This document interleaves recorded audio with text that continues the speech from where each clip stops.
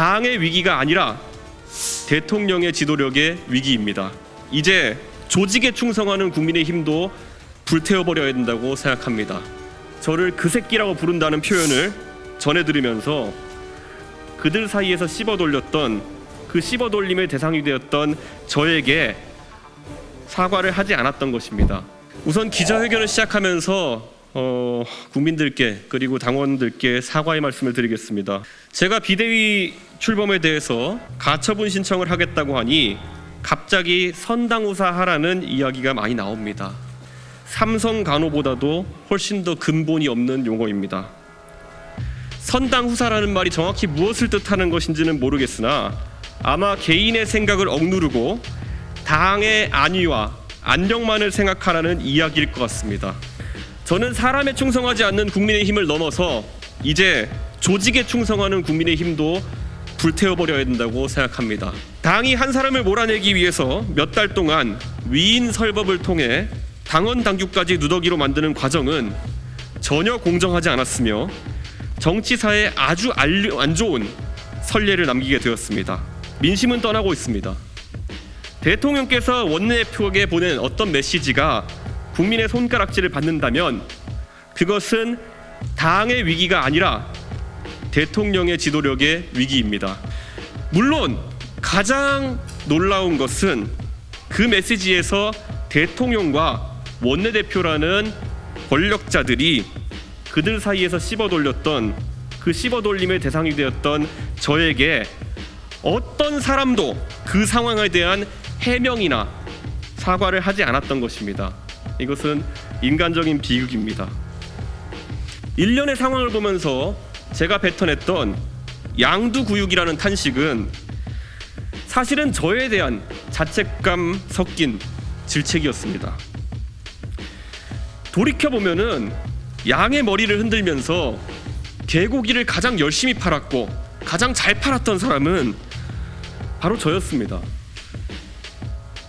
선거 과정 중에서 그 자괴감에 몇 번이나 뿌리치고 연을 끊고 싶었던 적도 있습니다. 대통령 선거와 지방선거를 겪는 과정에서 어디선가 여럿이 모인 자리에서 누차 그들이 저를 그 새끼라고 부른다는 표현을 전해드리면서 그래도 선거 승리를 위해서는 내가 참아야지 라고 참을 인자를 새기면서 발이 부르트도록 뛰어다니고 목이 쉬었던 그런 기억이 떠오릅니다. 내부 총질이라는 표현을 봤을 때 그 표현 자체에서는 저는 어떤 상처도 받지 않았습니다. 그저 올 것이 왔다는 생각과 함께 양의 머리를 걸고 진짜 무엇을 팔고 있었는지에 대한 깊은 자괴감이 다시 한번 찾아왔습니다. 전라도에서 보수 정당에 대한 기대를 가지고 민원을 가져오는 도서벽지 주민들의 절박한 표정을 보면서 진통제를 맞은 듯 새벽 기차를 타고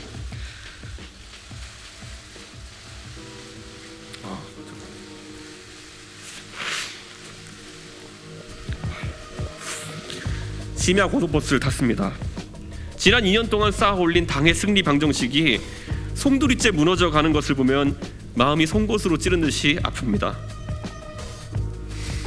결국 이 정권이 위기인 것은 윤핵관이 바라는 것과 대통령이 바라는 것 그리고 많은 당원과 국민들이 바라는 것이 전혀 일치하지 않기 때문입니다. 소위 윤핵관이라는 사람들이 모두 우리 당의 우세 지역구에서 당선된 사람들이라는 것은 결코 우연이 아닙니다. 경상도나 강원도, 강남 3구 등에서 공천만 받으면 당선될 수 있는 지역구에 출마하는 이들은 윤석열 정부의 성공을 통해서 딱히 더 얻을 것이 없는 사람들입니다. 그렇기 때문에 이 문제를 해결하는 것은 윤핵관들과 윤핵관 호소인들이 그들의 조그만 장원에서 벗어나 좀 더 진취적인 것에 도전하는 모습을 솔선수범해서 보이는 것입니다.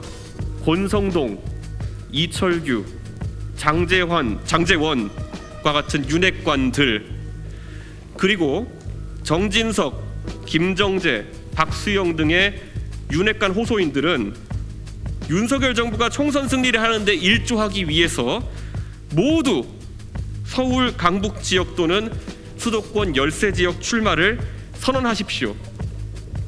가처분 신청의 결과가 어떻게 나오더라도 당의 혼란이 가중될 것이라고 말하는 분들에게 되묻고 마치겠습니다. 그걸 알면 어쩌자고 이런 큰일을 벌이고 후폭풍이 없을 거라고 생각했습니까? 글쎄요. 대통령을 만날 이유가 없습니다. 저는 이미 그 텔레그램 문자 이후에 제 권한을 상실했습니다.